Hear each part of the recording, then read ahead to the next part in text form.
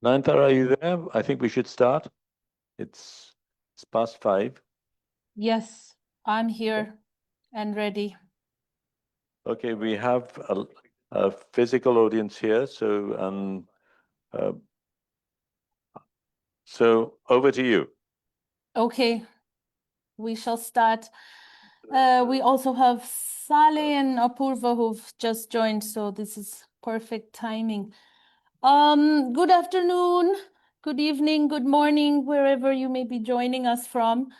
Thank you for joining us for this session with Shahidul Alam, photographer, writer, activist, very dear mentor to many of us around South Asia and, of course, around the world.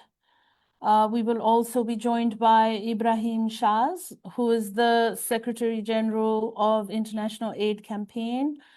He's an activist from the Maldives and was part of the Sumud Flotilla as part of the observer boat. We also have here with us Saleh Hijazi, who is the BDS Movement Policy Coordinator, and also Apurva Gautam, who is the BDS Movement Asia Coordinator. My name is Nayantara, and I am based in Kathmandu, Nepal. And today I will do just some light touch moderation to mainly set the stage a little bit and just to keep time. As we know, as of yesterday, all Freedom Flotilla Coalition and 1,000 Madlene's volunteers have been freed from Israel's unlawful detention. But this morning, we woke up to the news of Gaza-based journalist Saleh al-Jafarawi being killed by Zionist-backed militia. We know, unfortunately, that this new ceasefire deal may bring momentary relief, but cannot undo the loss and trauma. And we know that it does not mean an end to the genocide and occupation in Palestine. We know also that our needs to mobilize need to continue, that grassroots, people-to-people solidarity movements around the world must continue to call for accountability, reparations, and justice, and more. We will start this session today with Shahidul, who will share his motivations for joining the 145 others who were all media and medical workers on the conscience as part of the Freedom Flotilla Coalition. We will also hear from him about his experience of that journey. We will also hear from Ibrahim Bhai about his experience of joining the Sumud Flotilla. And then we will hear from Saleh and Apurva from the BDS movement, joined by Shahidul and Ibrahim Bhai about the efforts that need to continue. This session is being broadcast live via the DRIC Facebook page. We are happy to take questions in the comments section. So if you do have questions, please put them in the comments section of this live feed on DRIC's Facebook page. And we will try to get to some at the end if there is time. We will try to wrap up at the most in an hour and a half today. And with that, over to you now, Shahidul. Thank you for that, Nayantara. Firstly, I'd like to remind everyone here that while what Nayantara said was true in terms of people on the flotilla having been freed, Palestinians certainly have not. And the situation of Palestinians remain much as it was. Certainly, We are very relieved that the immediate bombing and violence has stopped, but there's violence of many forms. The fact that these are people who have been starving for so long means that there will be people dying even if everything stops, merely because of the forced starvation they've had over such a long time. Nayantara talked of ceasefire. Of course, that's a very important development. We must also remember that the ceasefire involves a party, Israel, that, in my opinion, is not to be trusted. And let me give you specific things on that. The highest court in the world, the ICC, ruled on the 26th of January that Israel, the key orders given to Israel were that it should prevent genocidal acts, that it should punish incitement to genocide, it should enable humanitarian aid and basic services, it should preserve evidence and report compliance. That was on the 26th of January 2024. 28th of March 2024, it reaffirmed the January measures. It instructed Israel to halt military offensive in Rafah, southern Gaza, if it imposes conditions risking physical destruction of Palestinians. It should open Rafah crossing for aid unimpeded across the border. May 20, the third order was given saying that it reaffirm prior orders. It should keep Rafah crossing open 24/7 for aid. It ensure aid reaches all Gaza areas without hindrance. We pretty much know what has happened since then, what has been happening right now. And Nayantara talked to the journalist being killed yesterday. That essentially was what led us to do what we did, because we recognized that the other options had all been tried. The UN option, governments have been, people have been protesting in the streets continuously over a very, very long time. Pleas have been made, evidence has been presented. There was more than enough evidence for the atrocities that were being committed. It made no difference. Israel just went about knowing that it had total impunity, and that impunity was aided and abetted not only by global leaders in alliance with Israel, but also by Western media, through their reporting, through their non-reporting, and through their active blindness to certain areas. In fact, the flotilla itself was something that was largely blacked out. Now, I should tell you a little bit about some of the people who were on the flotilla, at least on the one we were on. The person who I had contacted to ask if I could go in was Huwaida Araf. She had been on the very first flotilla back in the early 2000s. She was also in Maba Marwara, where 10 of her colleagues, 10 of her comrades were killed, and she joined regardless, knowing that that was a possible outcome. There was one person who was an amputee who joined with that one leg and the stick that remained that was substituted the other leg. She joined just as much as anyone else, engaged in everything as anyone else, took no exceptions in terms of all the duties that we had to do in order to be part of that. There were doctors who I remember we joined online with people in Gaza at that time, and one of the doctors broke down in tears because she was seeing on the other side colleagues she'd left behind who she knew might well be facing death, were facing death. A nurse from Wales, Hugh, he was telling me that every person that he had known in Gaza when he was working there was dead. The last person having been killed 1.5 weeks ago. Yet, these were people who'd entered this flotilla and took on that risk, went along. I should also point out the problems in doing something of that sort. Now, the conscience, the vessel we were on was the largest vessel so far that had taken place within all the flotillas. So it was a much larger vehicle for a start. To give you a sense, just under 50 boats with just under 500 people had gone on the Sumud. Our one boat had close to 100 people. So it was very much bigger. And that was deliberately so, because the people within our vessel were largely journalists and health workers. And that was done because we recognized that these were the two types of professionals who had been specifically targeted by Israel. Israel had systematically and deliberately been killing journalists and health workers, attacking hospitals, and doing it with abandon.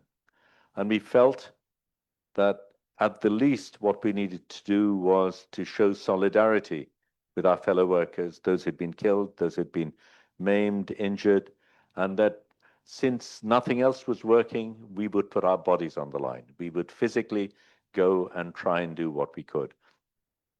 So that also meant that our flotilla was also on that same inference, the most vulnerable, because we were the ones most targeted as a group. The thing to remember is that this particular flotilla had actually been attacked by drones in May earlier this year, twice. The boat was repaired, and that same boat went on. Now, this is a big ship. The owners of these vessels would not be generally amenable to their boats going out to a venture such as this.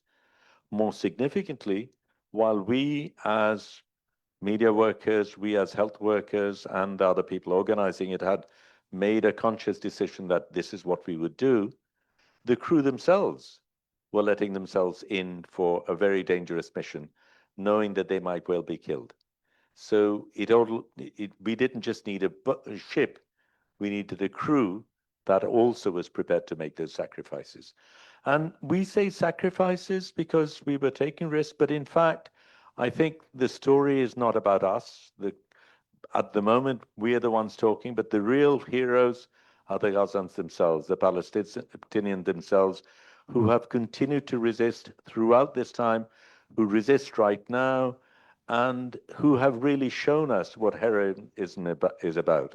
And we can only try to emulate some of what they have consistently shown over this very long period, not just since October 7, 2023, but through the years. They are the ones who've resisted and continue to resist.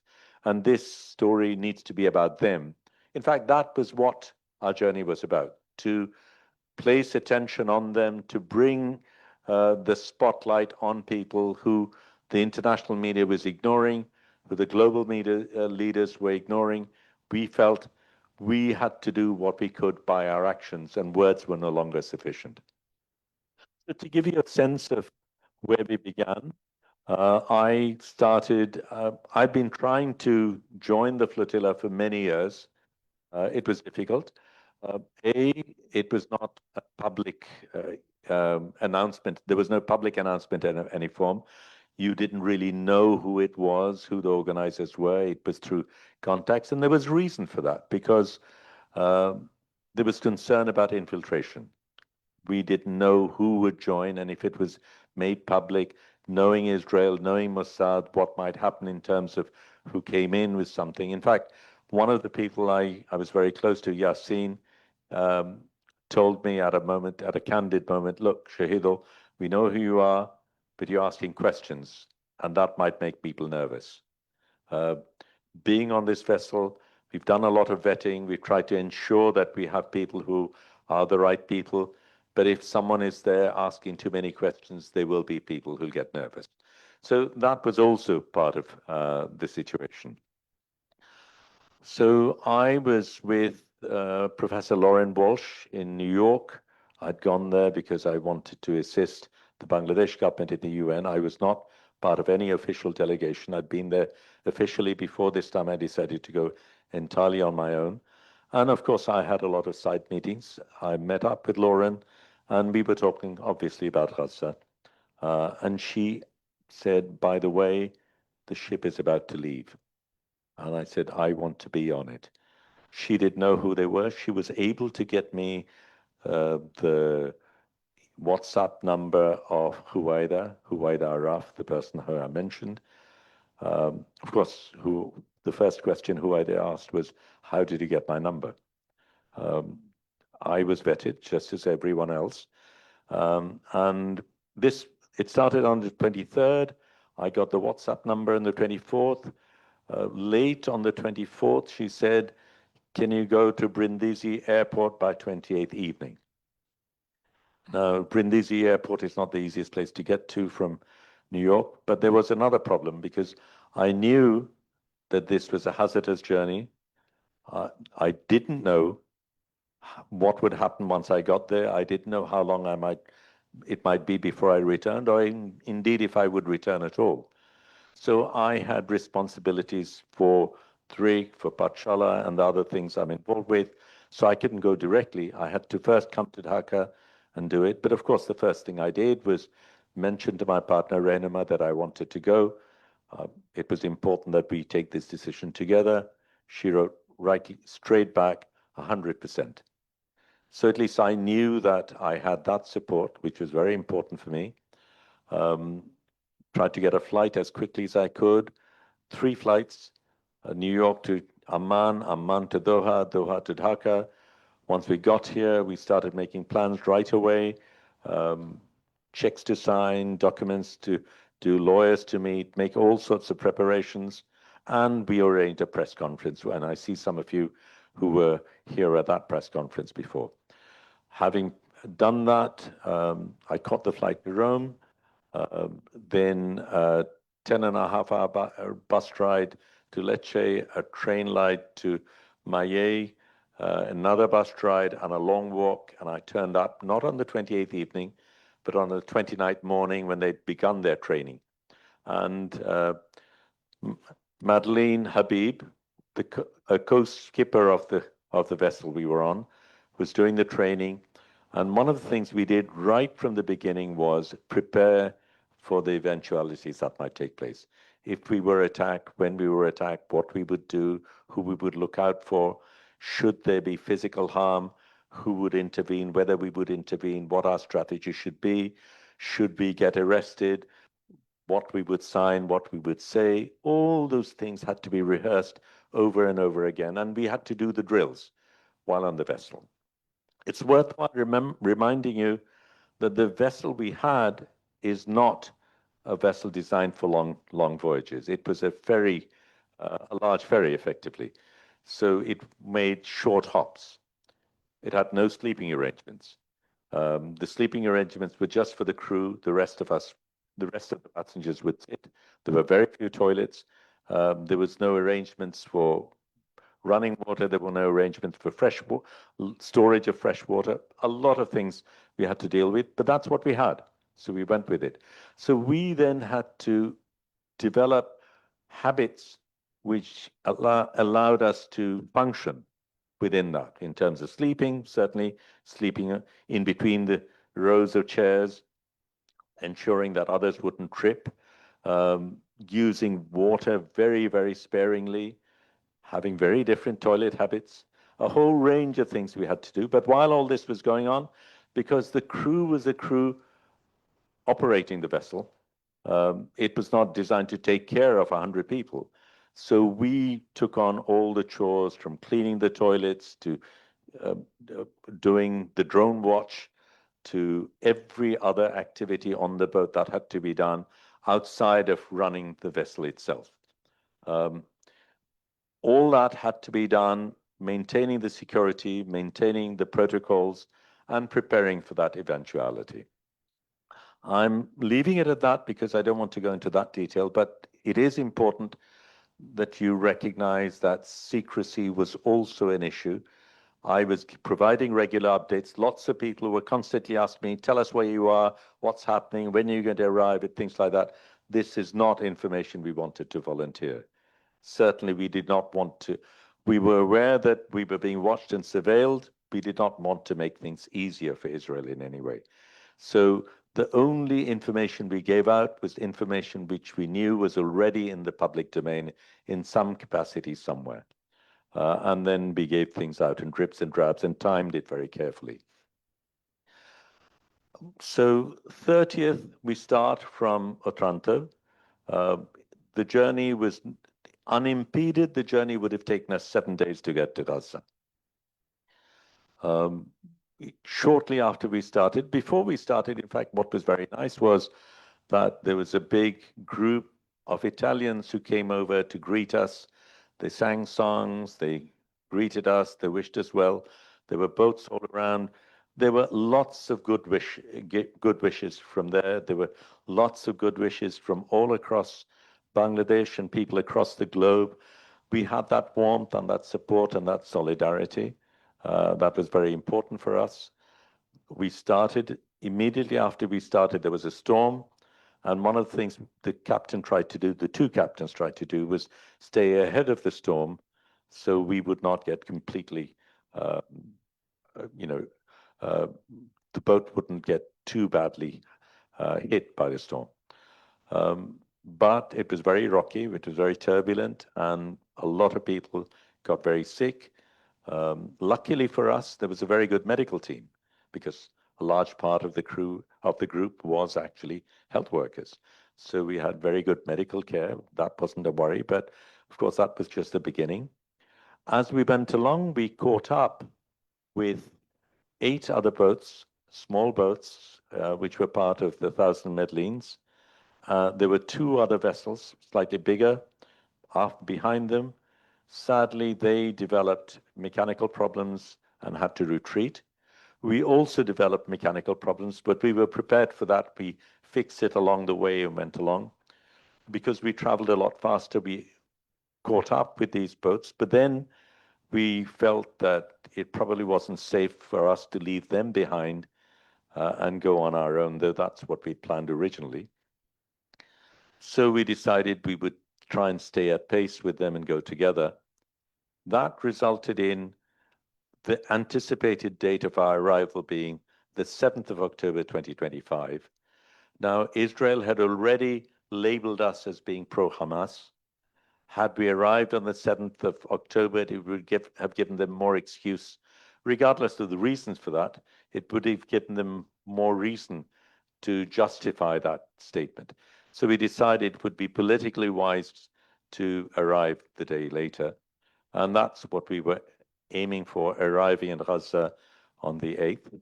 Of course, we knew that at some point there would be attacks by Israel. There were those threats. We were prepared for it, but we didn't know exactly when. The other boats had been allowed to get reasonably close before they were attacked by Israel, and we thought that might be the case. But from the 8th onwards, we were on alert. So on the 8th night, I had by then become appointed the official photographer for the vessel. So I'd taken everyone's portraits, not for portraiture as such, but because we needed to send the images to the lawyers in Israel, so they would know who to identify and be able to defend us. Bandwidth was not great, and it was still about 3 in the morning when I was uploading those pictures. I slept on my sleeping bag close to where I was, and about an hour, about 90 minutes or so later, the sirens went, and Madeleine Habib shouted out across the microphone, "This is not a drill, we're being attacked." So we knew what to do. We immediately went up to the lower deck, collected the life vessels, did a roll call to make sure everyone was there, no one was left out. I and Hasim, another photographer, we were entrusted with filming right till the end. So we were, in a sense, the most vulnerable because we were staying nearer the place where the helicopters, or they might land from the helicopter. I started doing a live feed on Facebook, managed to do some, it cut off. I restarted it, very few seconds, and it cut off again. I realized that They were jamming the internet. The helicopter was above. All of a sudden, there was a huge swirl of wind and dust and water swirling all around, which also made it difficult to work. But that was the time when I knew that we had only a few seconds to go. I had already handed over my laptop to someone else who was further away from this zone. I had my phone. I threw it onto the water. The other person on cue threw the laptop onto the water, and by then, the two of us had laser beams pointing at us by the snipers. We didn't get shot, but that was the impending threat. A number of commandos in full combat gear came down from the helicopters, and some of them would have gone down, opened the hatch down below to allow other soldiers to come on. They announced, "We are the Israeli Navy." They did say, "Do exactly what he'll say and you will not be harmed." Whether we believe it or not is another matter. Then they surrounded all of us because we were on that lower deck, and then took us away after searching us physically, took us away and separated us in different segments. We had made certain decisions prior to that. One was we knew that they were going to film because when we saw them, it was reaffirmed. Several of them had GoPros on their helmets. They all had night goggle binoculars. They all had guns, different types of guns, some with what looked like silencer heads. They all had sights on them. There were some women as well. The women were not in combat gear, but they all had guns, and we were all separated out. And then, we didn't really know what was happening to the other people. In our sense, we were given very, very stern instructions of what to do, how to do. And next to me were the Turkish crew who didn't understand English, so they were talking to one another in Turkish to try and explain what was happening. And one of the soldiers banged with the machine gun onto the very loudly onto the table, and then pointed at them at short range, essentially being very, very aggressive throughout that period. But we were not physically assaulted at that time, except for occasional roughing up when we were shoved or put in one side or whatever. That journey went on for about 10.5 to 12 hours. We're not sure exactly what. But one of the things we decided we would do, because we knew we were going to be filmed throughout, and having seen what they did with the Sumud, we knew that this was also going to be a PR exercise for Israel. So they were, ironically, we were not primarily a humanitarian vessel. Our job was to be there as professionals alongside our fellow professionals and do what we as professionals needed to do. But we did not want to be a burden upon the Gazans, so we had taken extra provisions. So if we had to stay longer, we would use our own provisions rather than be a burden on people who were already starving.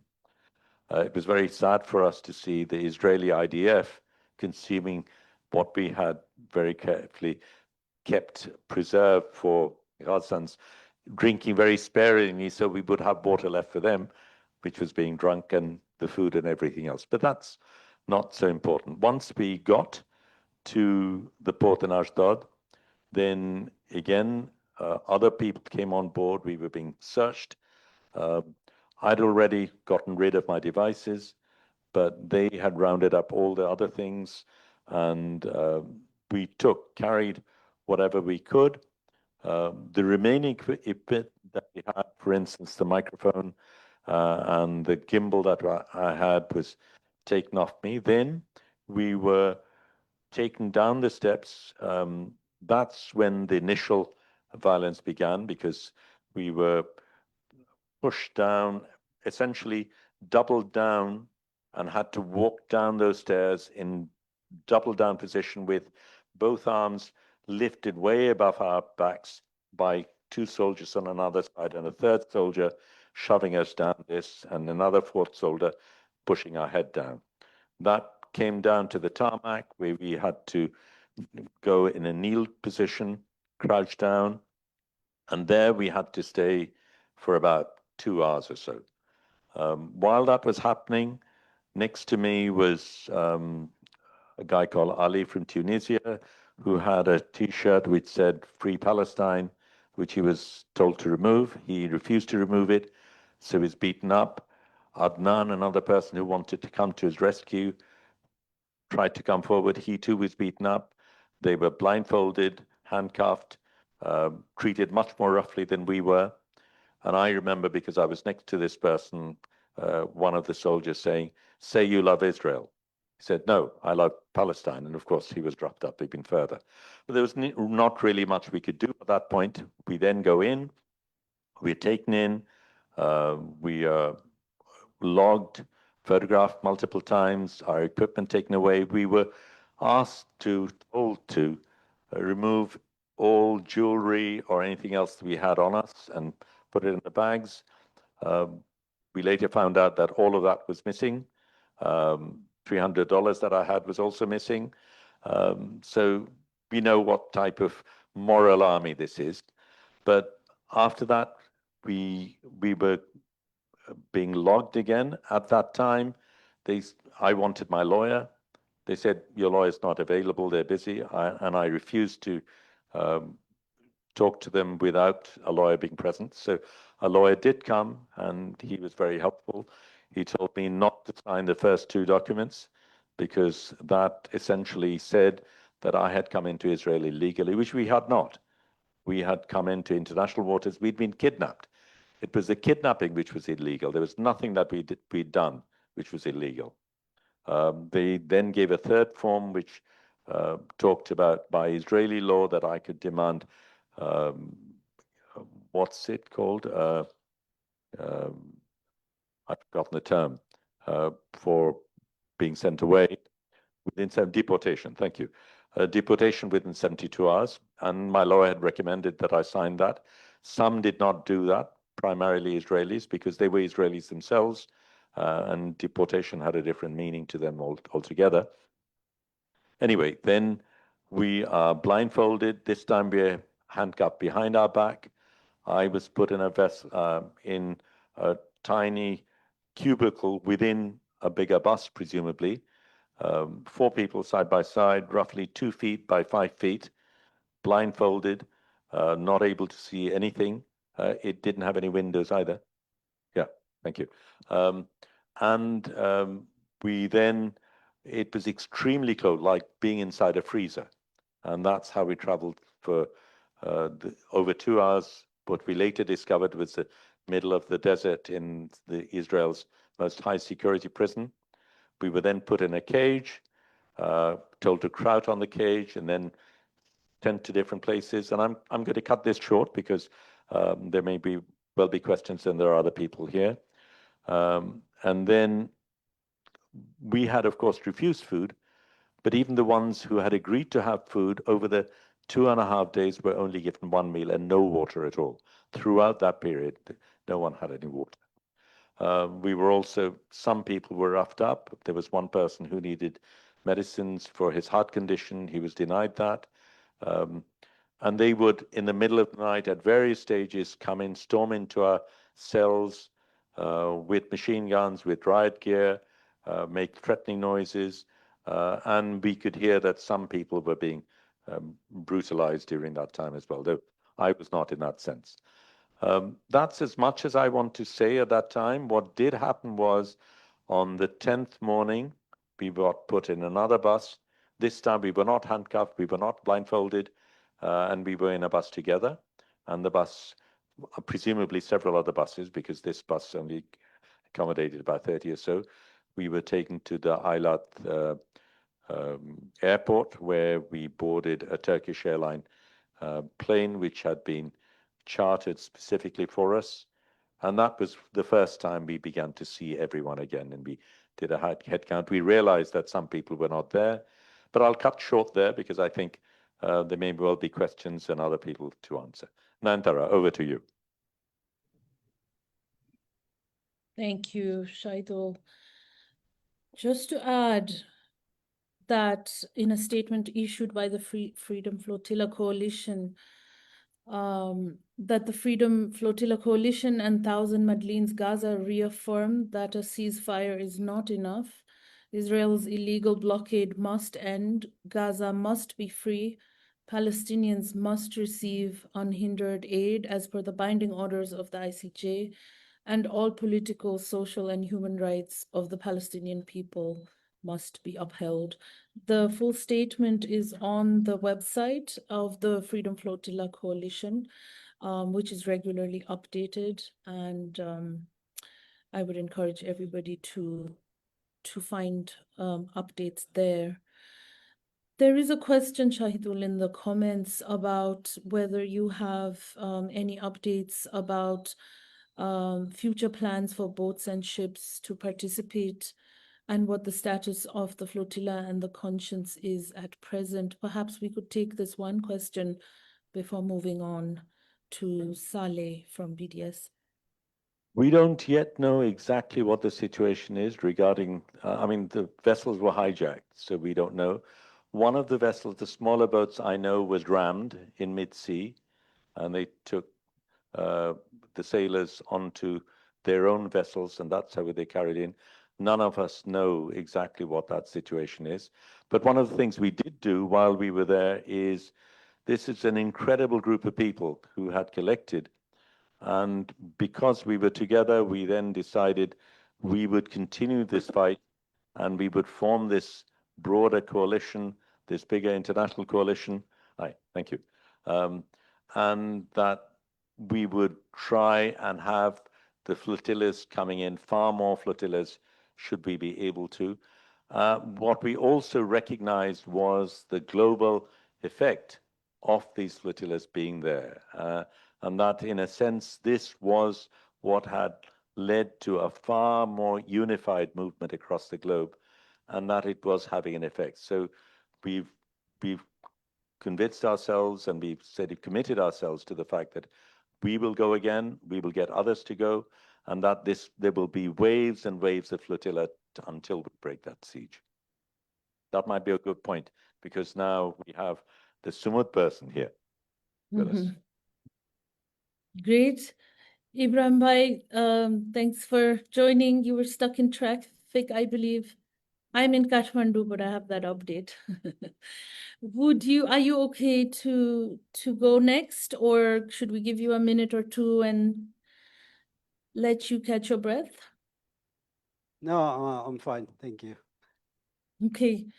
I had introduced you as the Secretary General of the International Aid Campaign, and as a member of the Sumud Flotilla on the Observer boat. So if you don't mind sharing with us your motivations, Ibrahim Bhai, for why you joined the flotilla, and a little bit about your experience in about 10 minutes, that would be really great. Thank you. Thank you very much. And thank you for having me here first. And I'm very sorry I'm late. I came from Cox's Bazar and had a meeting with Moldavian High Commissioner in Dhaka, and the traffic was really bad. Sorry about that. Yeah. Why I joined the Smooth Flotilla was, I'm from a humanitarian organization, and we've been working inside Gaza since 2018. We formed our organization in 2017. So since the start of our organization, Gaza has been one of our main focus. And since last Ramadan, there's been a complete siege, and our aid has been stockpiling across the borders from Rafah and also in Jordan. So that was my main motivation, our organization's main motivation to join the Sumud Flotilla. And as you all know, the global Sumud Flotilla is a coalition of 4 main movements across the globe. Global March to Gaza and Sumud Convoy and Sumud Nusantara, which is the main movement in Asia. So I'm representing Sumud Nusantara actually. So I was participating and in the movement as an organizer. And at first, I've been I was invited to join the training to actually, it was a training for the trainers to train the participants who would be going on the fleet. So I joined the training on August 1st, if I recall correctly. So I've been away from home since then. So after that, I went back to the Maldives, started the movement and started awareness. And from the there was a flag off event from Malaysia, and from there I went straight to Tunisia because I've been there before, and we decided we'll send the fleets from 4 ports, 3 from the Europe and 1 from Tunisia. And I decided to go to Tunisia with my team to help on the ground preparations and during the training because I've done the training before, and so I could help with the training. And at first I had no intention to go on a boat, and since I'm leading an organization, our main work has more value than me being on a boat. So I had no intention to go on a boat. I just went to help on the ground, and what I saw like in Tunisia was completely like, we didn't anticipate what happened in Tunisia, to be honest, because from Barcelona, when the initial launch from the Barcelona started, after I think 4 days, we were supposed to leave from Tunisia, like around 30 boats from Tunisia. There were 22 boats left from Barcelona, which initial plan didn't have that they would dock in Tunisia, but they decided to come into Tunisia because Tunisia was a very pro-Palestinian, is a very pro-Palestinian country, and the reception from Tunisia was great. But what we faced in Tunisia, we realized that how much influence the Zionist entity has, like in any country, because we didn't expect that in Tunisia. We thought it would be very easy. And since I was helping in the ground, I saw a lot of things that most of the participants on the boat wouldn't see. I experienced a lot of things. And from the start, I wanted to help do something on the boat because I won't be going on a boat, but I want to get on a boat and do something on the boat. But I ended up helping with the security, organizing the trainings and everything. The training was very intense for all the participants. There was non-violence training, legal training, communication training, and all these trainings are vital because we are facing the most like immoral army in the world, and any act from a participant or any word from a participant could be perceived as a threat, and which could result in fatalities like what we faced in Maui Marmara. And since I ended up helping with the security, I came face to face with a lot of infiltrations. I saw many people walking around, like creating fear in the hearts of participants that the boats are not safe. And also, like during the initial stages, we checked around 200 boats to survey. And from Tunisia, what we faced was there was a lot of bureaucratic challenges, that a lot of boats we surveyed, and when it came to the point of purchase, the owners declined the offer, citing that they have been threatened by people. People visited their homes. So that the security issue was a main thing. There were people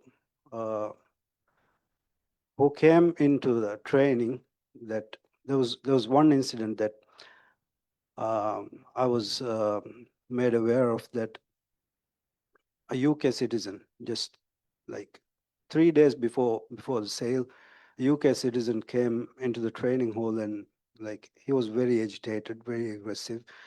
He really wanted to get on a boat.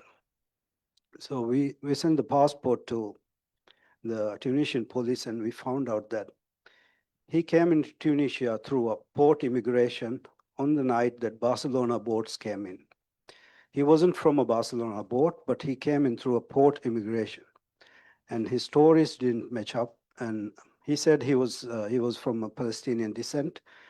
We checked his background, and he had criminal records, gang affiliations in the UK. So these challenges, actually, we didn't anticipate it that much in Tunisia, which led, let's say, a 10-day delay from the initial launch date from Tunisia. So that was my like wake moment for me, because we really don't think about how much influence and how much power they actually have, the Zionist entity, in our community, in our daily life. We don't know who we are hanging out with, who we are in information with. And from that point, like I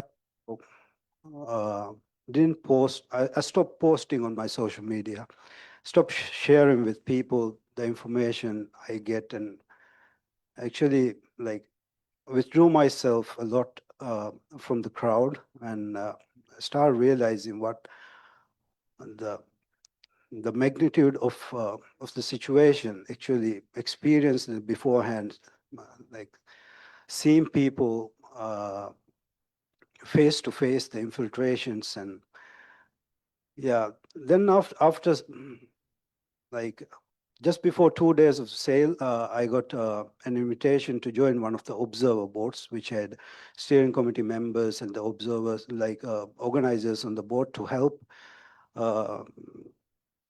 with the small boats who are going.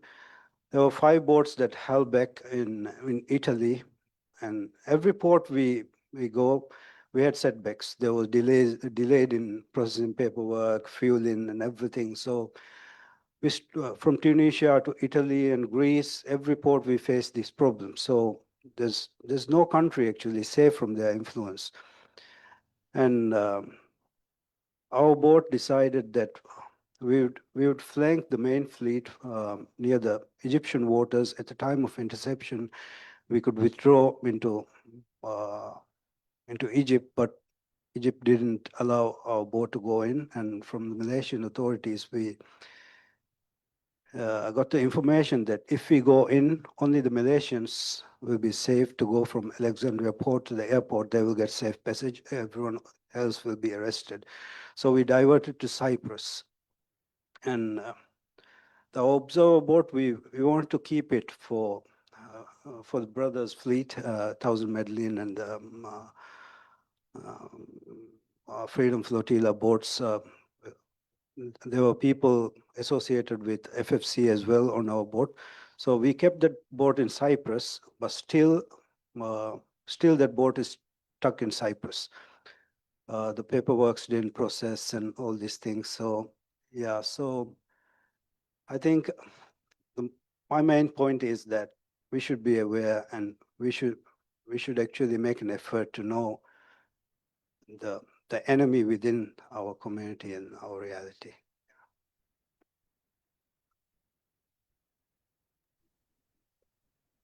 Thank you for that, Ibram Bhai. We will come back to both you and Shahidul, hopefully, if we have time. But I just wanted to now invite in Saleh, who is from BDS, and Saleh and Apurva are kindly joining us from an airport at the moment. And so it's really great to have you with us, Saleh. Saleh is the movement policy coordinator at BDS. BDS, as we all know, of course, the boycott, divestment, and sanctions movement is a Palestinian-led movement for freedom, justice, and equality, founded in 2005. So this is the 20th year. It is a vibrant global movement made up of unions, academic associations, churches, and grassroots movements across the world. And it has had a significant impact and is effectively challenging international support for Israeli apartheid and settler colonialism.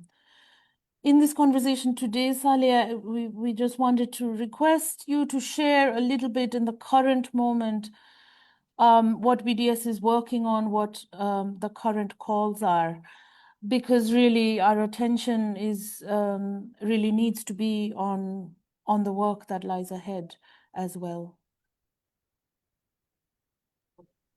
Thank you, Nayantara. Can you hear me? And I apologize for if there's a lot of background noise. Not at all. We can hear you.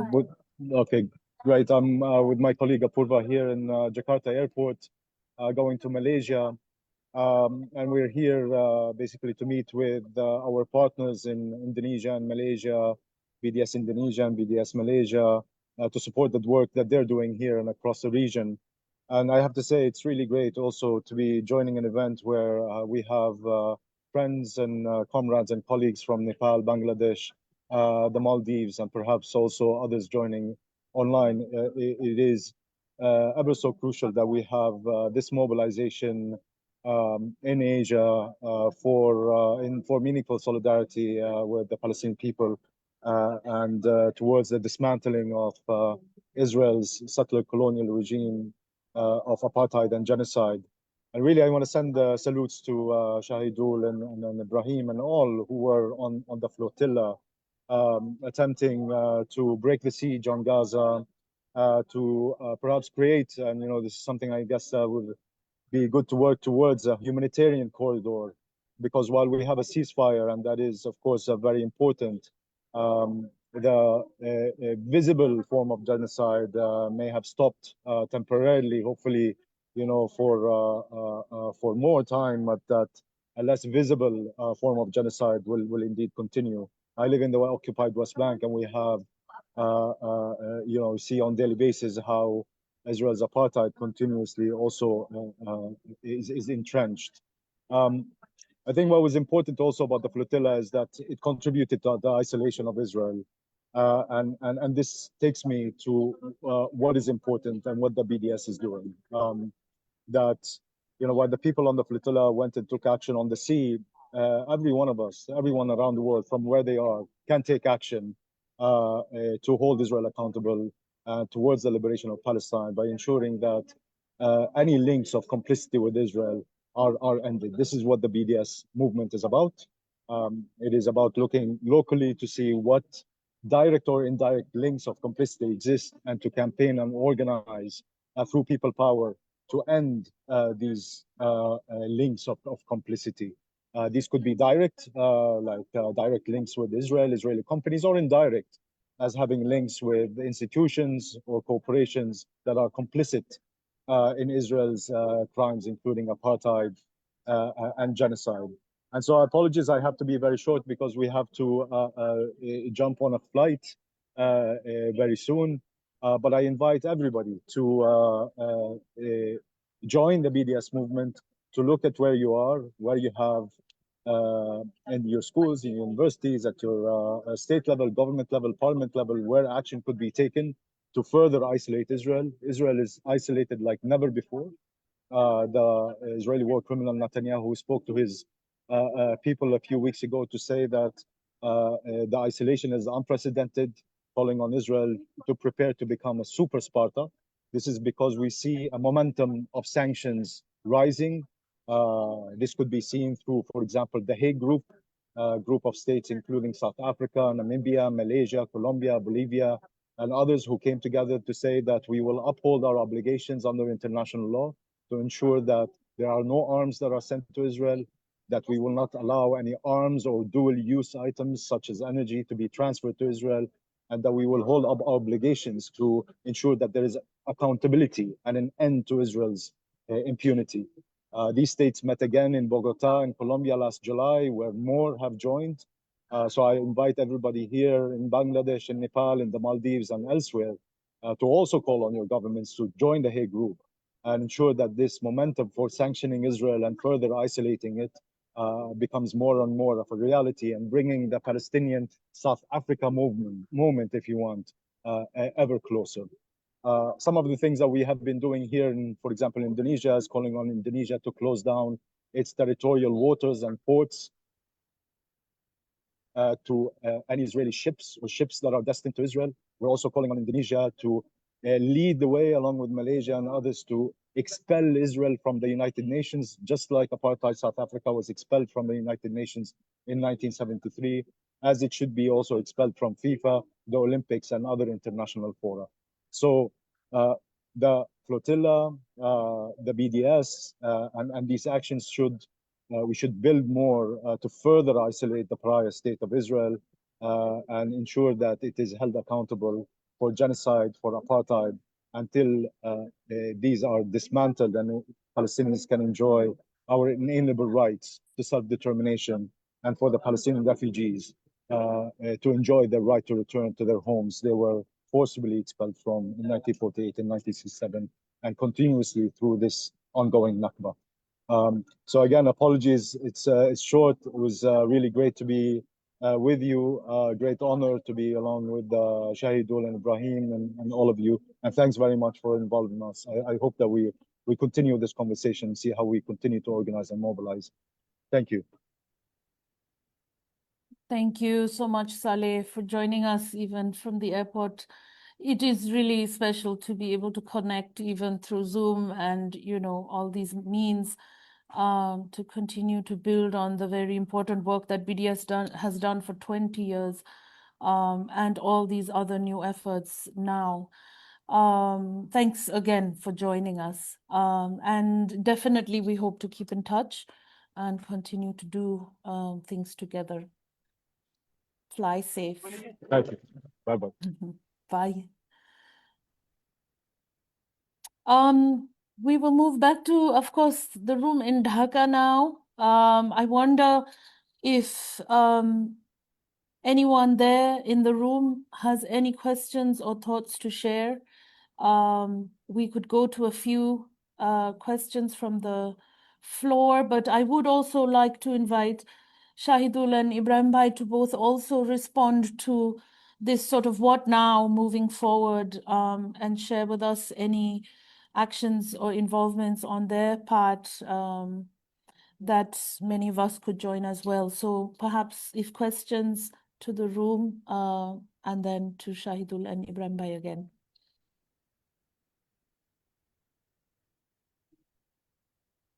Just checking, Nayantara, there might be questions online as well. It's worth looking to see if there are any. I believe we're doing okay online. So, yeah.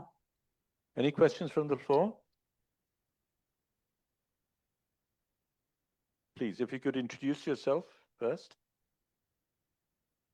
Hi, my name is Taruz Tayan. My question is more about psychological impact of everyone in the flotilla and what they've been through. We have seen immense videos on Instagram and other social media, the kind of violence that Gazans have gone through. But my question is, to be in a position to face such immense threat, how does one keep calm and keep their morale high when the threat could lead to fatality? And also to keep in mind to not be aggressive in defense, because that could trigger their response as well. that is my question. Another part is that what does it do afterwards? After a situation like that, how do you feel psychologically? If there's any PTSD or any trauma residue afterwards? Would you like to do that? I'm happy to take it on. But okay, it's a very pertinent question. Firstly, within our team, we actually had psychiatrists and psychologists as well. And this is specifically something that we were told to do. One of the things we strategically decided to do was to, as much as possible, avoid any sort of physicality in our response, because that would provide an excuse. Not that they need much of an excuse, but that would be one. The other was that even in the way in which we responded, make sure that it is happening in a manner which is seen to be less threatening. Interestingly enough, in my reading, one of the things we were aware of was the fact that they were very scared. They had guns. These are young kids with guns who are actually very scared. And anything you do can trigger things in their response. So even within the jail, we are unarmed people within cells, completely defenseless. They moving around as if we are a threat to them of some sort raises that tension. And one of the things we did, for instance, was we decided we'd worked out which areas they might have gone on to the ship on.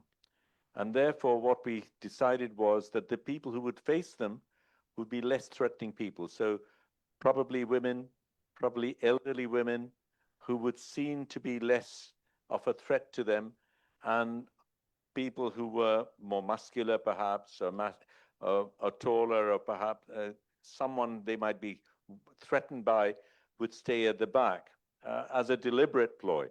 If someone is getting attacked, it's very difficult to stay calm and not respond.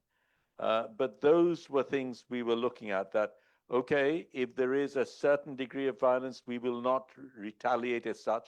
If there is, we actually had training on de-escalation, on what to say and how to say, who to say to, provided exit possibilities. But we do definitely have the concern of what has happened. For us, really, the biggest concern was when people went missing. Yeah, when we knew, for instance, that Ali and Adnan had been brutalized, then when we didn't see them, that was our big concern. And else, in other situations as well, we had decided we would go on hunger strike, but there were people who did need food and water, but they weren't getting it either. So how to make those demands, but make those demands in a manner which did not lead to further violence, for instance. But I must also admit that we had found interesting ways. I mean, it's a interesting group of people, and we found interesting ways to protest. So one of the problems was the toilet. I mean, the toilet was really very, very bad, but some did not have them at all. So at one stage, we were in cell 12. In the middle cell, we suddenly heard a song going on the Bella Ciao tune being sung. We want toilets. We want toilets. We want toilets now. And the whole thing being chanted out. And then all of us joined in this song, which went across the jail, and the sound carried through to the counselors, the consul people who we knew were visiting. And we did actually get them moved. We didn't get a toilet fixed, but we got them moved to another cell which had a working toilet. So there were many ways in which things can be done, and we were trying them all. But yes, what you're saying is very, very true. And not knowing what is happening, not knowing what might happen next, not knowing what the future might be. And in particular, a fellow, a guy called Muhammad Ali, his nickname was Liaquat.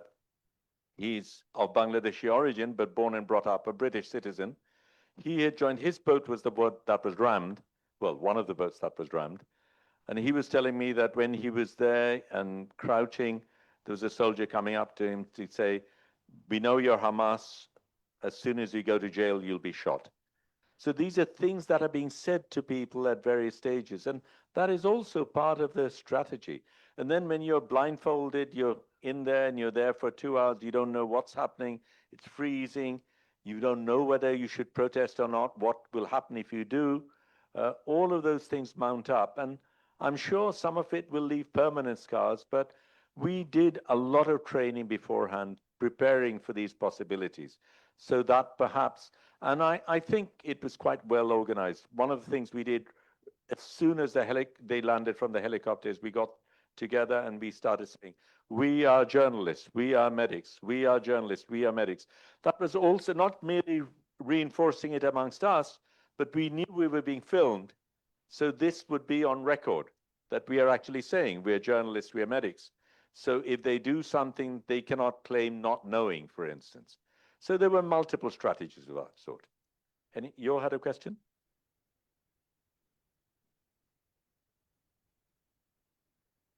Welcome back, Shahidul Bhai.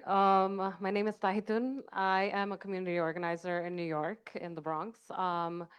My question is actually regarding kind of thinking through this moment we're in and centering Palestinians, right? And even though there has been the ceasefire, how do we actually ensure that these terms and conditions that Israel has been forced to agree to are actually withheld? How do we really ensure that on a local level, national level, international level? I'm curious about that. Also, I'm actually curious about, the jails and prisons that you folks were taken to. Was there any intersection with Palestinian prisoners who were held in those facilities? I'm just curious about, was there any sort of, exchange there? Do you want to take it on? Yeah. Okay. Well, firstly, within the jail itself, there was no information given. So I can only tell in terms of what I saw. There were Palestinians within our group as well, but that's not the Palestinians you're referring to, presumably, yeah? So we know that this is one of their the highest security prison that they have. And it is very likely that we thought, Marwan Barghouti might be there and other people might be there. But in our own space, we did not have a way of knowing until we were put in cages when we got together and we knew who else was there. Certainly people from the previous Samud was there, we were there, but we did not see anyone else. As we went along, we did see the women. They'd been separated, but we saw them and we shouted out and greeted them. But that too, one had to be wary of. I can only describe what I went through. So as the vehicle goes through, we then are walked through a fairly broad gravel path. And on the outside, there's obviously much more to the prison. Immediately next to us was a 30-foot concrete wall. We are taken past that concrete wall, and then you have 2 rows of 10 big cells, each of which have 20-foot walls, 20 to 21, something like that. When you go in, there are another row of, each one has another set of 10 by 2. So essentially 400 units, and each unit had room for 8 people. So 3,200 people would be accommodated within that space. We made up 150 or so or less. So obviously there were many other people, but we had no contact with them. We could not communicate with them in any way. And it was very clearly segregated. We were taken out, put in those little cages. Part of it was also to degrade and insult.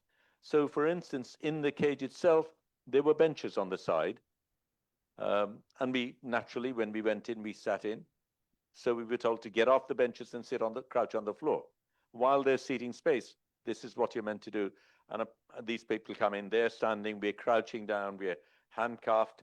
At that time, the blindfolds had been taken off, but that's, that dominance is certainly reinforced at every level. The answer is we don't know, but certainly given that it could accommodate 3,200, it's certainly very likely that they were there as well. Others were there as well. 1 and 2, yeah. I've been given the mic. Did I miss a part of your question? Okay, yeah, thank you, thank you. Do you want to take that? Yeah, okay. Extremely important issue, and I think the flotilla itself was part of that process, because exerting that pressure is the only thing that will make a difference. And clearly, international leaders, global leaders, the West and many of the Gulf countries have sold out in this situation. We cannot rely on them. Western media has completely sold out. I think this is the time to point our fingers at them, to hold them culpable, and add pressure not only on Israel itself, but their collaborators. And one of the things that has happened is this movement has actually led to a resistance across the globe that is unprecedented. The fact that Professor Yunus, the chief advisor of Bangladesh, came up with such a strong statement. Prior to that, Tariq Rahman had made a public statement. These are important things to do, particularly when other global leaders are playing a very different role. One of the flotilla people in the UK was arrested in Britain once he got back. So, I mean, you can see how stark that difference is. But this pressure is mounting, and it's making a difference. In Amsterdam, having 2 million people in a place like Amsterdam is big. It's never happened to that extent before. And we need to keep that pressure. And we, as a collective, have already, within the flotillas, decided that we will continue to ride, and there has to be 1,000 boats in there. One good thing about what we did, we certainly weren't able to get to Gaza, but because we kept them so busy, Gazan fishermen, for the first time after many, many years, were able to fish. So that's something. You had a question. Mike, Okane, please.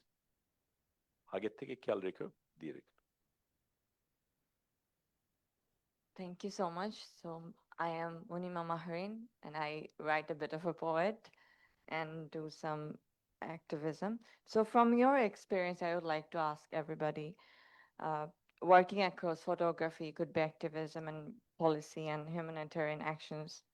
What do you think are the biggest challenges in making sure that the voices of actually the ordinary Palestinians who are actually going through the traumas and displacement is genuinely being heard and represented?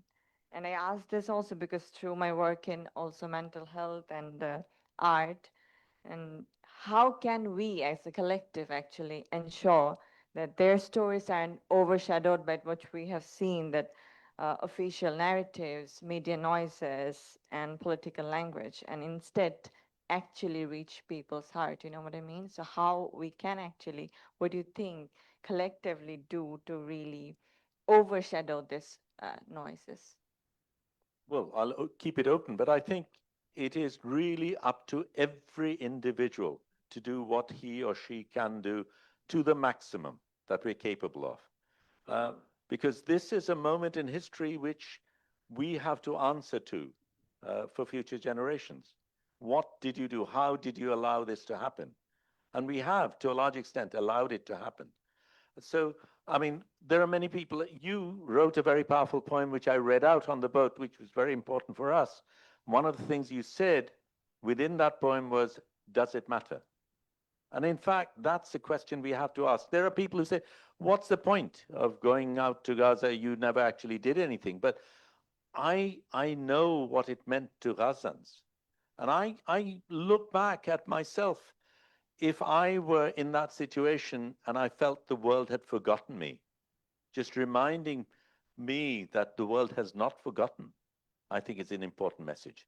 And I think we are talking a lot about what we did, what happened to us. Essentially, the story should be about the people in Palestine, about amplifying their voices, making sure that what they say, what they're through, what they're experiencing is heard, and heard in such terms, with such volume, that it cannot be ignored. And I think the time for talk has gone. I think it is very much time for action. We need to ensure that our governments are answerable, and we need to ensure that they do it.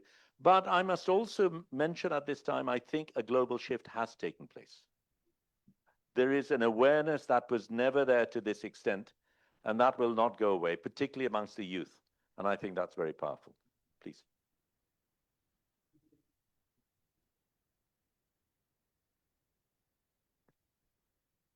Assalamu alaikum. Good evening, sir. Alhamdulillah that you are safe and sound. We've got you back. So first, I got some few questions, very small. First of all, your global Sumud Flotilla, is that connected with Michael Sheikh, who started that, the fleet at Gaza? And second of all, how do you get the courage, to do such a thing? So one thing is, you had lots of friends and comrades and so many people been with you. You survived, and lots of people didn't survive. I don't know how many people still are missing. Any updates from them? And finally, after you, if anyone else from Bangladesh or from South Asia, or any other place on the world, wants to join this flotilla, what he or she has to do? Thank you, sir. Do you want to answer the one about origin? Origin of Sumud is like the FFC, the Freedom Flotilla Coalition. That is the original flotilla movement. And there was another movement, Global Sumud Convoy, which was the land convoy that started from the Maghreb, the North Africa, and Global March to Gaza. That was from everyone went to Egypt to try to march to Rafah and Sumud Nusantara. So Global Sumud Flotilla consists of these four movements. So the origin is the FFC, which started in 2008, I believe, not as a Freedom Flotilla Coalition, but the ship to Gaza, the first fleet ship was called ship to Gaza, I think. Okay, in answer to your other questions, I actually think if I didn't go, I would find it very difficult to live with myself knowing I had not gone. Because as a human being, to see this happening to someone else and to not have gone would have left a deep scar in me. I don't think I had a choice. How to go, it was the question in my case, because it was not a public call or of any form and whatever. And I was lucky, I suppose. Lucky, in terms of timing, because I only found out on the 23rd that this was happening. And by the 25th, I'd managed to actually get enlisted, if you like. And there is justifiably a serious vetting process. Luckily, I was known well enough to be accepted. The last question, I don't really have an answer to, but we are trying to put something together. The problem there is something that he mentioned, because there needs to be a lot of vetting because it can get infiltrated. And therefore, one has to be very careful. To give you a little example, this gentleman, Muhammad Liaquat Ali from Britain, who went, he and three other friends, they bought a boat for 28,000 euro, with which they were going to go. And Sumud actually said, we'll take your boat, we can't guarantee you a place. Yeah. And in fact, in the end, only one of those people could get on it, despite the fact that they had actually provided the boat themselves. Yeah. So it's not easy. Again, in answer to your question, he, along with Yassin, the person who told me about the asking too many questions, had actually gone to several mosques. And he said, clearly, he said, yeah, people were concerned. They were prepared to give money, but no one was prepared to come with us. And it's understandable. People are scared. There are dangers. There are risks. But we have taken risks in 2024. People came to the streets taking huge risks.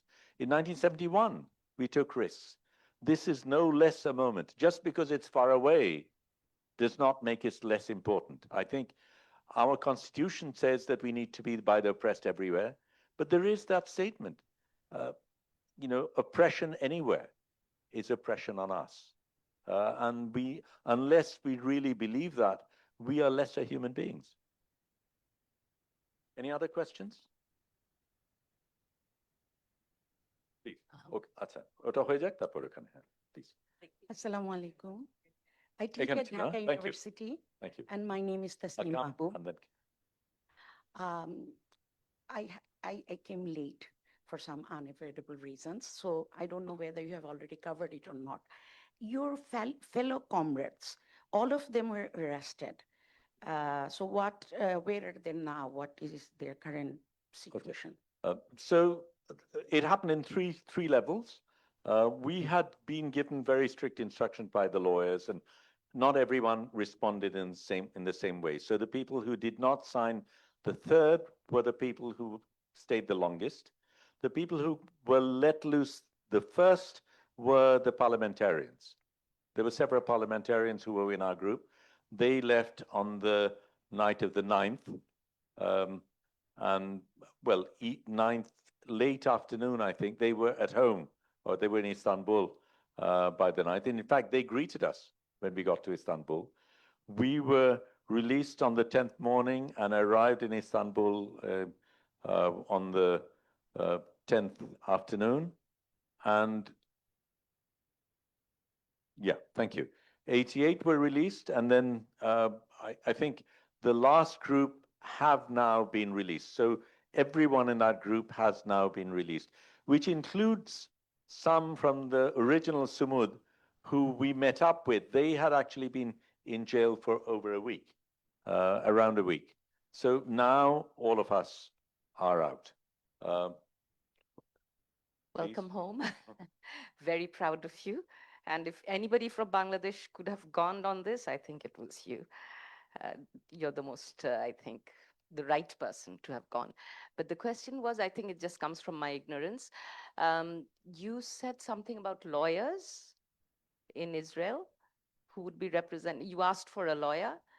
How did that come about? Did you have somebody allocated, or did you know someone you had contacted beforehand? There was a lot of homework done before this trip, and there is a legal group of Palestinian lawyers in Israel. It's a human rights organization. These are human rights lawyers who do this constantly. And there's a whole very large number of lawyers. And what we'd done is we'd sent profiles, pictures, all of that well in advance so they could prepare. And when we arrived, we met the first lawyer. I met the first lawyer on the night of the 8th when I was taken to the port, at the port itself. Then the next lawyer came on the 9th morning to the jail itself, where there was a judge. So when I was speaking to the judge, a lawyer was present. And they told me that they had made their deposition. They told me what the deposition was. They advised us on what we should say and what we shouldn't say, and what was with us at that time. They were very, very alert and a very well-organized group. Adala, thank you, the group. তার আগে আরেকটা বোধহয় ছিল না? হ্যাঁ, ওনার ছিল, তারপর আপনার কাছে আসে। Assalamu alaikum. I had a question, like Mr. Saleh mentioned from BDS movement about the Hague group, and you mentioned that the time for talk is over and action requires. So my question is in regards to Hague group, like how can they be brought into more practical position where more action can be taken as per? I don't have a simple answer, but I think at the end of the day, it boils down to us. What do we do? Because politicians will always be politicians. And the only time they will really respond is that they're forced to respond. So it is up to us. What was very interesting is when they mentioned the Hague Group, India is part of that group. And if we are in a situation where India itself decides that it will take action against Israel, that is peer pressure that it has to respond to, which I find very interesting. Please. Hey, connect the mic. Thank you. Hi, I'm Anusha. I'm a filmmaker. My question to you is, do you have the documentation on the ship when the Israeli Navy, they were coming in, or was it all confiscated? Or do you have any documentation that's on the ship, and will you ever share that with the public? I tried to document as much as I could. I was very, I planned, I think, quite intelligently in terms of what I took and what I didn't. And most of what I was doing went directly onto the cloud as much as I could. I've checked since. I do not have everything. So the last images are not there, except for what I was able to do on live on Facebook. That tiny little clip is there, but my memory is there. And certainly I've been writing. They did take away my notebook as well. So as soon as I got back, I started writing, at least so the initial thoughts will be there. But what we also want to do is it's a collective memory. You know, the people on Samud, the people on ours, the people on the boats, and of course, every chance I got, I interviewed, talked to other people, tried to take down what I could. And yes, it needs to be, oral history is also history. So I think it is something that can be constructed in that sense, but there is a fair amount of visual material. And I was able to upload some material, which I've just had confirmation that it's there. I will be able to retrieve it. So I've lost some, but most of it is there, at least mine. Yeah. Assalamu alaikum, Shahidul bhai, and welcome back from me and my niece, my 15-year-old niece, who has been following your journey. So this question is actually from her. What was the most defining moment during your entire flotilla journey? And also, do you think international media coverage differ from what have you seen in Gaza or Israel, the actual situation? Thank you. Well, we did not see Gaza as such. All we saw, we went past, we saw the gas fields, and we know why Gaza is so important for these people. So we were so close, but not quite there. In terms of the defining moment, for me, it was Ali sitting next to me when he said, I love Palestine. He was being brutalized. And his clothes were torn. You could see things had happened to him. But he stayed there. And he said, he was told to say, I love Israel. And he said, I love Palestine. That is something we have to respect. And, you know, at the end of the day, as human beings, we cannot move away from that. Sorry.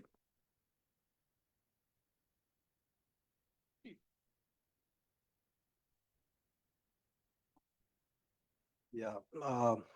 During my time in the organizing level, I met so many courageous people who've been on previous flotillas. Like I met Janet, who was on the only women's boat, went on 2016. She has a 10-year ban, and she was deported for 10 years. And it's people like, I realized from the time I stepped into the training room on the first day, I realized like there was 150 to 200 people, and everyone in the room was so pure at heart, and everyone in the room was willing to give their life, lay down their life for the rights of the people they have never met. And so many females I've met who've been harassed, abused sexually in jails of Israel. And for me, like, it was a question that the sister asked, that, like, how do you deal psychologically? Like, I haven't been there, I haven't seen that, but to hear the stories of people I've actually met and talked, had laughed with, and shared meals with, and when they share their stories, it like rages. Like I don't know if I could actually, maybe I'm not strong enough to go on a boat and actually face these brutalities, because I don't think I can just sit quiet and not do anything.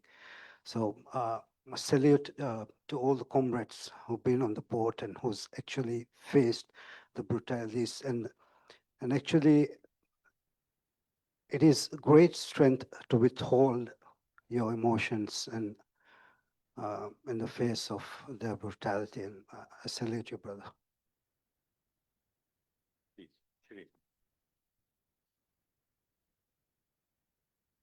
আমি একটু আলোচনাটাকে অন্যদিকে sorry নিজের পরিচয়টা দিন। হ্যাঁ, my name is Shirin Haq and I'm a rights activist in Bangladesh. I would like to start the conversation about what all of us can do. And there has been a movement called the BDS movement for many, many years, which is about boycott, divestment, and sanctions. And I think we already have public notification of all the corporations and companies that are complicit with the Israeli government in the attack not only on Gaza but also the West Bank and etc. etc. And I find it amazing that a lot of people here are still drinking Coca-Cola, are still drinking Sprite. I was at a meeting today organized by the UNDP, and they had served Coca-Cola and Sprite, and I had to make a big fuss about it. But that's what we have to do.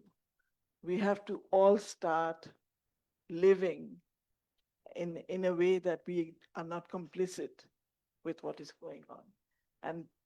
And this list is, I've seen the list in online, but I think maybe one of the things we can do is also publicize the list of products that people are consuming in Bangladesh. You will see that list as you walk into the RIC. There's two big banners with, it might not have everything, but certainly it has the major ones. What it also has is the list of many of the people who died. Yeah. In 2023, I did an exhibition at the UN in Geneva, which listed the journalists who'd been killed up till that point. It was about 1,602. That was over 30 years. That list has been blown out since then. The next time we updated that, it was almost entirely Palestinians. They're the ones who are dying every day. So very much true. And I did mention that it is time for action. And when I say action, action at every level. Not drinking from a Coke bottle is part of that action. And I think this could happen at every level. And I think we need to constantly ask ourselves, have I done enough? And what else can I do? Any other questions? I think it's been, you have another one? Let me take a person there and I'll come back to you. Assalamu alaikum, everyone. So I am Monir. I'm based in Dhaka. So my question is to you, sir. So do you have any plan to publish any book or regarding the whole that you have been through and your comrades have been through? I do write, and I'm writing right now. I've got photographs. Certainly, I hope to put something together. But right now, I think I want to concentrate on the immediate action that needs to happen. And this pressure needs to go on. And so I want to get back there. And I think we all need to constantly hammer away until Palestine is free. That has to be our quest. These things will happen. We will record in history. It will stay on human record. But those are things for later. I think right now, the killing has to stop. And despite the ceasefire, and I do not believe these people, Trump and Blair being in charge of a ceasefire, I mean, come on. What does that mean? Yours. So I just wanted to ask about what you brought up, Ibrahim, about this infiltration that happens in movement spaces all around the world. We've seen it with in the US with like the CIA getting into Black Panthers. We're seeing it right now in the US as well because there's a propaganda war that's going on, right? Rewriting the history of what's been going on in the past 2 years and the past 75 years. I'm curious to hear from you all who are organizing internationally about how do we ensure trust, transparency, accountability in this fight for Palestinian justice, as well as how do we fight against these systems of propaganda that are part of this fight that we're in, being that some of the richest billionaires are also buying social media companies, right? And so rewriting and preventing us from even being able to witness what's been going on. And the third part of my question is in regards to this global Samud flotilla, as well as this global movement for Palestinian justice. How many, countries are part of it? I was just in South Korea earlier this year. There's a huge movement in South Korea for Palestinian rights. How do we involve comrades and allies in places that might be organizing on a really small scale, but also bring them into the global conversation? Thank you. Yeah. First of all, I think we need to be really loud and firm. So they would know. I think during the training also, the participants go through that. How do you face the IOF? Like if you're a female and if you feel the threat of sexual harassment or assault, what do you do? Like you don't shy away from it. You just confront it. Like you don't look down. You just stare into it, and you let them know that you're ready for what's about to happen. So in our community, I think we need to be loud and clear and very firm on our beliefs and what we stand for the rights of Palestinians. So that in that way, like we could hopefully filter away the unwanted people in our circle, and to continue doing like you said, we need to keep a pressure on right now. That is the most important thing, and we cannot trust these people. And until Palestine is free, we need to keep the pressure on. The ceasefire is just a pause on the genocide inside Gaza. West Bank is still going to be the same, and Gaza, even with before October 7, 2023, it has been under siege since 2007, and everything that goes in is like, as an aid provider inside Gaza, we know how much restrictions we have. They even count the calories that goes in. They just keep the Gazans barely alive. When they need, they squeeze the tube, and people start dying. That's how they've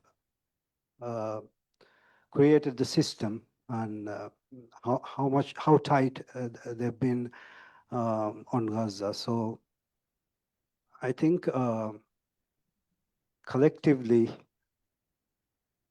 we need to connect with every country, even in global Sumud Flotilla. Bangladesh was part of the Sumud Nusantara, and I don't understand why there was no public announcement to as this. There was a Bangladeshi, again, like Muhammad Ali, there was a Bangladeshi woman called Ruhi who was on one of the observer flotillas. She did contact me. They both didn't go as far as the main fleet, so and they had some problems on the boat as well, so they went back before that. But she was there, and there was this other gentleman, so there were actually 3 people of Bangladeshi origin in the whole thing. 2 Brit Bangladeshis and myself. But I will go back to the original thing. I think, we need to be pushing to the hilt everywhere, whatever we can. And at the end of the day, even with all of that, we might fail. But at least we know we did what we could. And until we've done that, we really are not in a position to be talking about what if. At the end of the day, each one of us has to know that I have done as much as I possibly could. What else can you do? But again, in reference to that, we did strategize, we've worked out. One of the things we need to recognize is tyrants have all copied from each other's playbook. Yeah, India has copied from the Israeli playbook, and they are very good at replicating those things. We have failed in uniting ourselves, and perhaps this is the time when we forget these borders. We work within our communities, across our communities. We do not always recognize our own agency, the strength that we have. In Bangladesh, who would have thought Hasina would have fallen like that when she did? Yet, young people came to the streets. We were able to bring down a regime as powerful as Sheikh Hasina. If we can do that here, we can do that elsewhere. Nayantara, I think over to you, because we're doing a lot of talking here. Thank you both so much, and for allowing me to remotely moderate in this manner. It's truly amazing to be reminded of how many ways there are for us to actually come together. Really appreciate and salute both of your involvement, participation in the flotillas.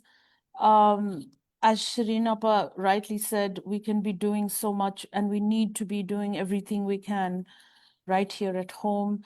BDS runs many campaigns, and for us here in Nepal, because we are an attractive tourist destination for Israeli tourists and have been for a very long time, many of whom, even in the last 2 years, have been coming in between active duty in Gaza for R&R. The Nepali government still has not done anything about not allowing Israeli tourists in.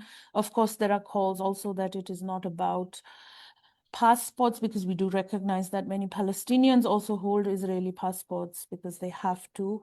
But there are efforts here. BDS has launched a global tourism movement called No Room for Genocide. That information is available on their website. There is each of us as institutions, we can join and declare to be an apartheid-free zone. So that is another campaign that BDS invites any and all of us to join. And before leaving, Saleh and Apurva did ask me to share with you that if anyone either in the room there or online is interested to be a part of any of these campaigns, to invite them to speak about it for their communities, that they would be very happy to be in touch. So happy to pass their contact information on, and they're extremely accessible despite being super busy. Thank you all for being there in the room. I just want to close now that we've been together for a little over an hour and a half with a comment that has been shared by a common friend of ours, Shahidul Yasmin Eid Sabak, who is a Palestinian artist and researcher, and who we have had the privilege of working with over the past 1 year for a festival we run here.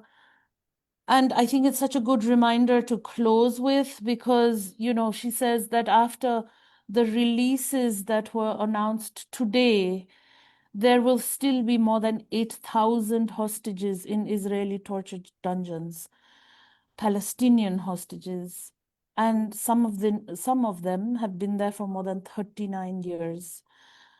There has been important documentation of all forms of abuses, also specifically against women and children, Palestinian women and children, but they are forgotten in the media. And just in closing, this real reminder that we should all feel the duty to inform ourselves about Palestinian hostages, about Palestinian life and dignity, and ask for their release and mobilize in whatever capacities we can, wherever we stand. So with that, I thank you and send you all love and solidarity from Kathmandu, and hopefully see you in Dhaka soon, Shahidul, and hopefully maybe in the Maldives, Ibrahim Bhai. And to a free Palestine. Free Palestine. Palestine. Free, Absolutely. free Palestine. Free, free Palestine. From the river to the sea. From the river to the sea. Thank you, everyone.